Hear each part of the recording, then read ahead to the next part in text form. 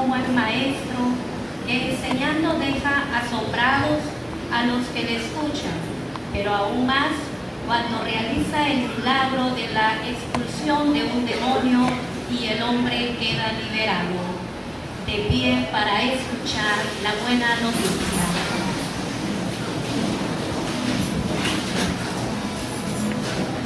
Alabamos siempre a Dios, su palabra quiero oír, y cantando con amor, nuestro pueblo así. Aleluya, aleluya, aleluya.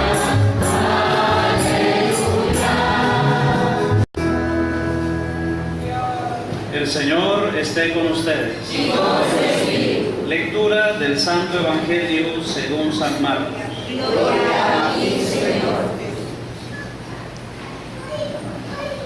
En aquel tiempo, Jesús y sus discípulos entraron en Cafarnaúm, y cuando el sábado siguiente fue a la sinagoga a enseñar, se quedaron asombrados de su doctrina, porque no enseñaba como los escribas, sino con autoridad.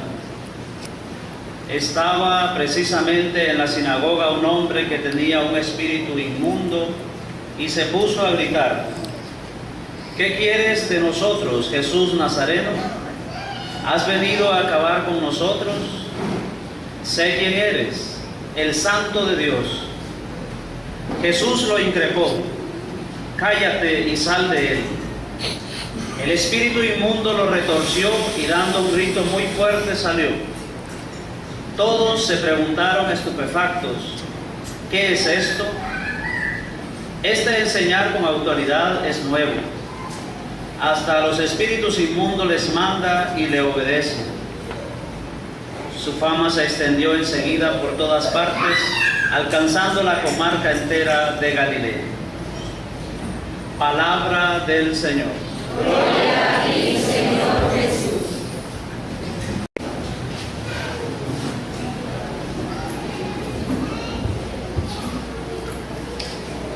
Doy gracias al Señor en primer lugar por encontrarme aquí,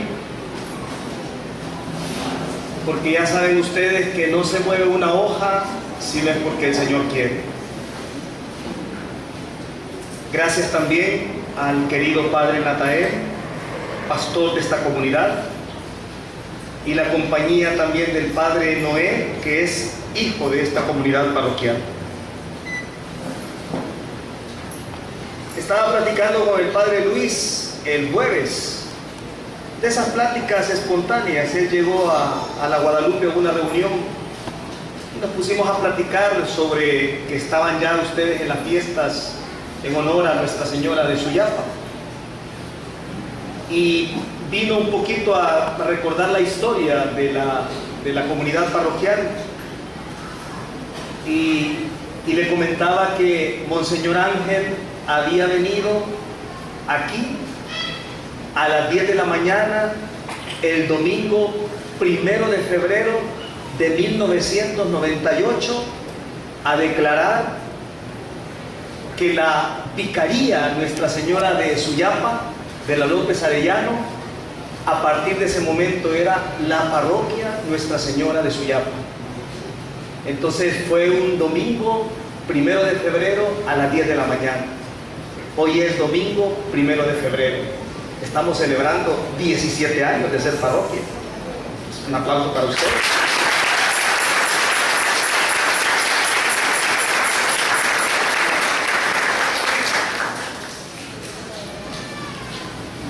Vamos a lo más importante, que es la palabra. Les voy a hacer una recomendación. La próxima vez que ustedes asistan al bautismo de un niño, de una niña o de un grupo de niños, como suele haber en estas parroquias, les invito a que no vayan como simples invitados. No lleguen a esa celebración, no importa donde les toque, pero la próxima vez y todos los días de su vida que les toque asistir a la celebración del sacramento del bautismo, les invito a que renuncien a la actitud de llegar, aquí estoy porque es que se bautiza un sobrino mío, o es que me invitó un gran amigo porque es el bautismo de su hija, o porque es el hijo de un hermano de la comunidad cristiana y lo aprecio mucho y me invitó. Y en lugar de sentirse invitados, les invito a vivir cada momento del sacramento del bautismo que se celebra. No se sienta invitado, sino participante. ¿Y saben cuál es la mejor motivación? La mejor motivación es todo esto que van a recibir estos niños ahorita que yo estoy aquí en este bautismo, un día yo lo recibí. Pensar de esta forma: un día yo recibí cada uno de los signos que hoy van a recibir estos niños. Y cuando yo los recibí, la mayoría de nosotros éramos pequeños niños. Ahora puedo entender qué fue lo que recibí. Les aseguro que nunca va a ser un acto en el que estoy aquí porque me invitaron. Es una oportunidad de oro para renovar los tesoros que yo recibí el día de mi bautismo. Fíjense un pequeñito ejemplo. Hay un momento en la celebración del bautismo donde el padrino y la madrina vienen, encienden la vela del cirio pascual, Cristo resucitado, y se lo llevan al niño y le dicen: Rubén, recibe la luz de Cristo. O María Teresa, recibe la luz de Cristo. A mí también me entregaron esa luz, podemos pensar. Y ya podemos hacernos una pregunta en ese momento: ¿y estoy viviendo yo iluminado por la luz de Cristo que un día recibí? Fíjense, un pequeño ejemplo. Y el sacramento del bautismo está lleno de símbolos. Ya me hace una pregunta valiosa: si un día recibí la luz de Cristo, ¿realmente vivo iluminado con esa luz? Hoy la palabra nos invita a escudriñar en una dimensión. Entre las cosas que recibimos en el bautismo están las unciones.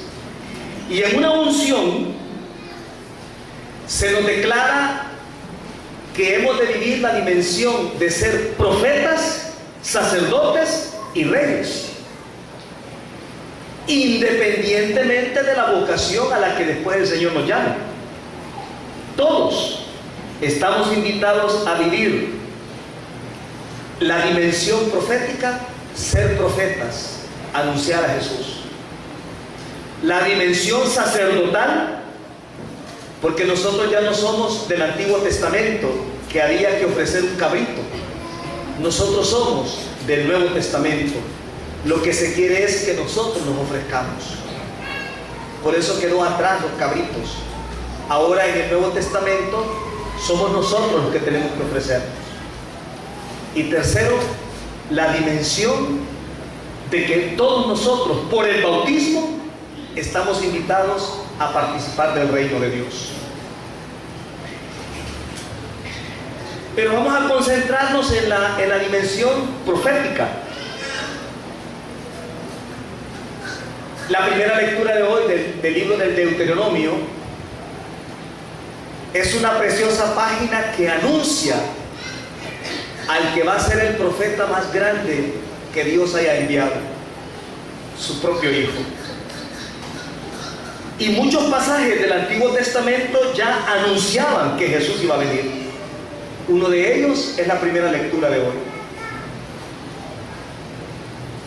Moisés comenzó a hablar al pueblo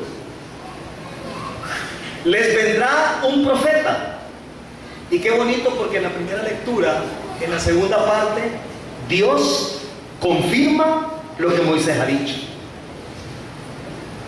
Preciosa lectura, porque al principio habla Moisés prometiendo un profeta, y en la segunda parte de la lectura Dios dice: es cierto lo que dice Moisés, voy a enviarles un profeta. Escuchen, habló Moisés al pueblo: un profeta de entre los tuyos, de entre tus hermanos como yo, te suscitará el Señor tu Dios, a él lo escucharán. Segunda parte de la primera lectura: el Señor me respondió: tienes razón, suscitaré un profeta de entre tus hermanos como tú, pondré mis palabras en su boca y le dirá lo que yo le mande. A quien no escuche las palabras que pronuncie en mi nombre, yo le pediré cuentas. Y el profeta que tenga la arrogancia de decir en mi nombre lo que yo no le haya mandado, o hable en nombre de dioses extranjeros, ese profeta morirá. En la historia de la humanidad siempre han habido profetas verdaderos y profetas falsos. Ayer y hoy han habido profetas verdaderos y profetas falsos. ¿Cuál es la diferencia entre un profeta verdadero y un profeta falso? No es difícil de entender. El profeta verdadero es aquel que dice exactamente lo que Dios le dice que diga. No le pone ni un punto ni una coma. Dice exactamente lo que Dios le dice que diga. ¿Y saben cuál es el profeta falso?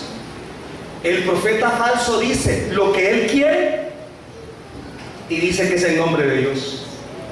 Es el profeta falso. Dice lo que a él le da la gana y dice que es en nombre de Dios. Es un profeta falso.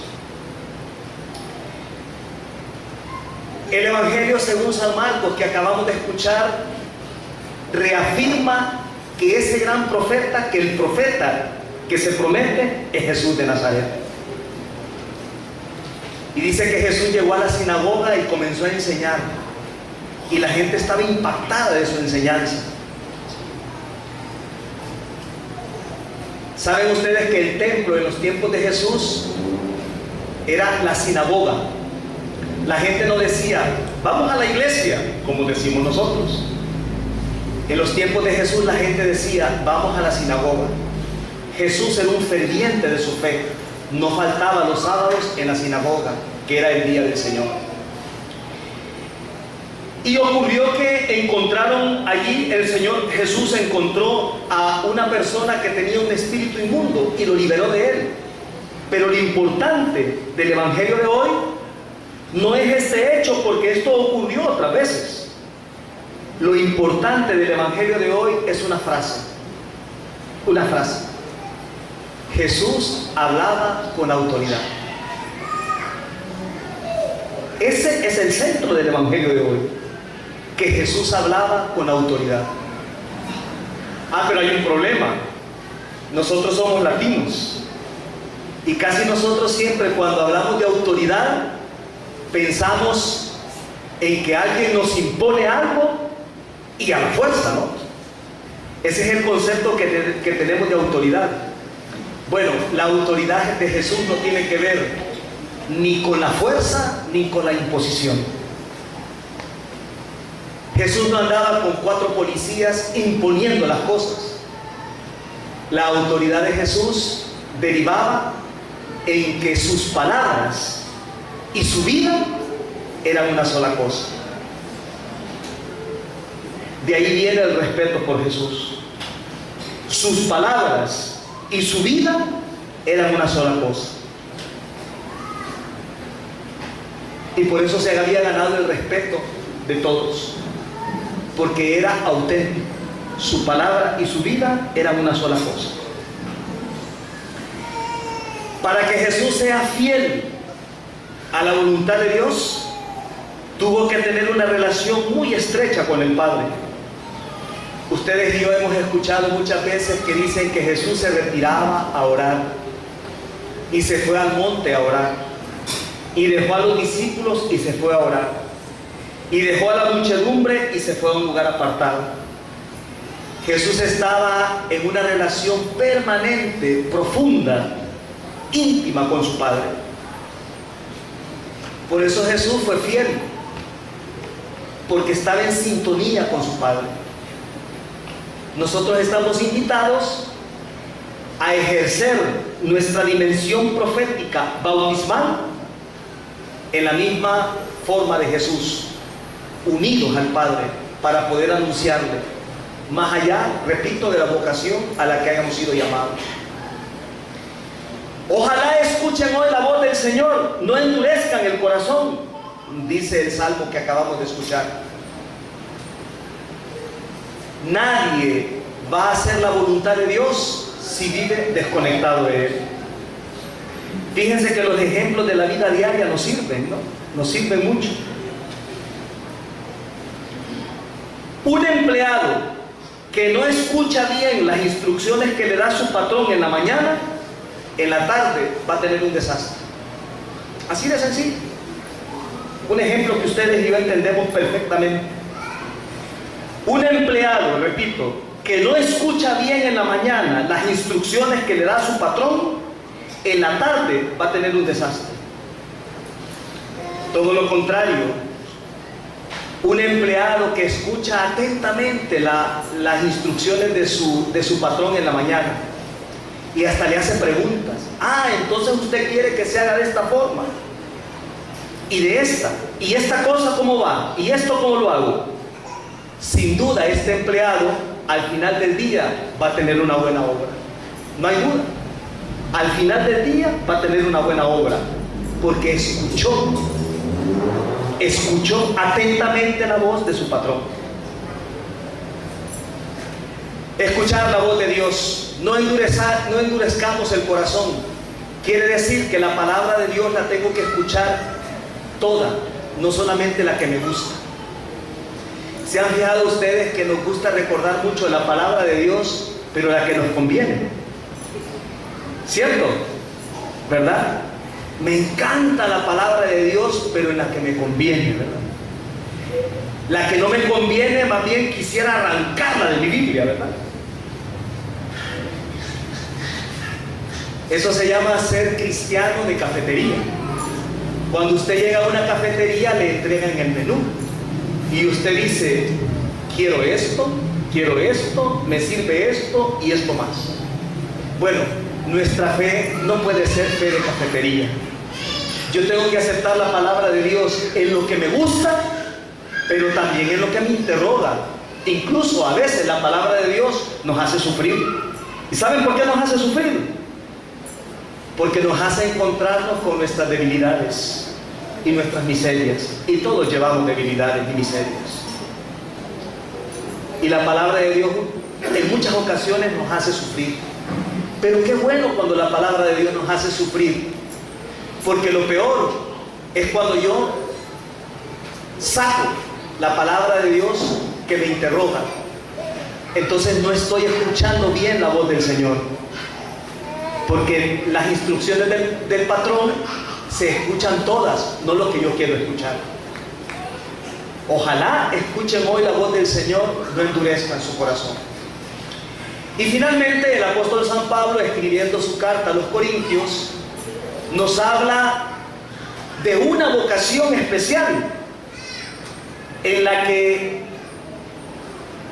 se realiza plenamente el ser profeta del Señor. No quiere decir que las otras vocaciones no, cuidado. Todos estamos invitados a anunciar a Jesús.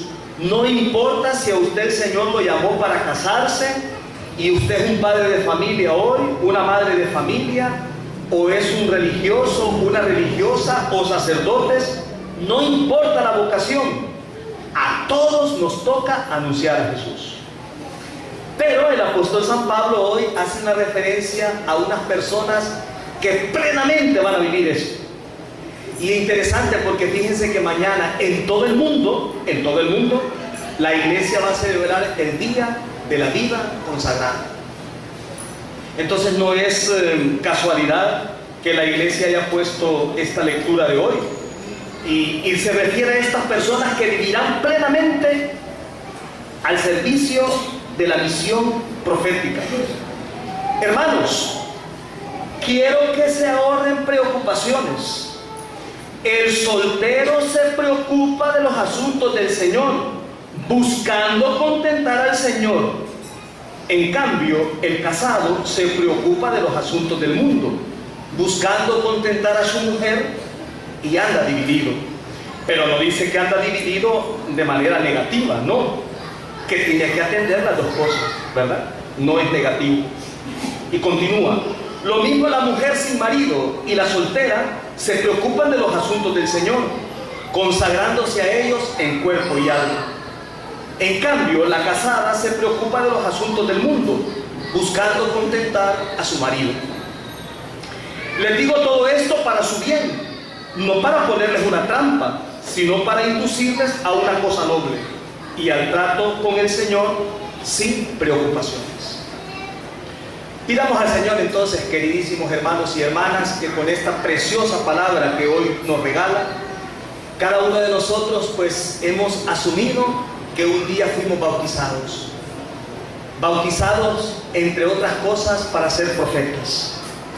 Que el mejor modelo que podemos tener para llevar adelante esta dimensión es Jesús, que vivió la experiencia unida a su Padre, y que teniendo por ejemplo a Jesús, estemos también nosotros atentos a la voz del Señor y no endurezcamos el corazón. Y de esta forma, que toda nuestra vida sea alabanza y gloria de Dios Padre, haciendo su voluntad en la dimensión de anunciarle todos los días de nuestra vida. Así sea. Les invito a que hagamos este ejercicio de silencio interior. Inclinen su rostro, cierren sus ojos. Cada uno lleva esta palabra ahí donde piensa que más le ha tocado, y le pedimos al Señor que produzca fruto, y fruto en abundancia, para hoy y el resto de nuestra vida.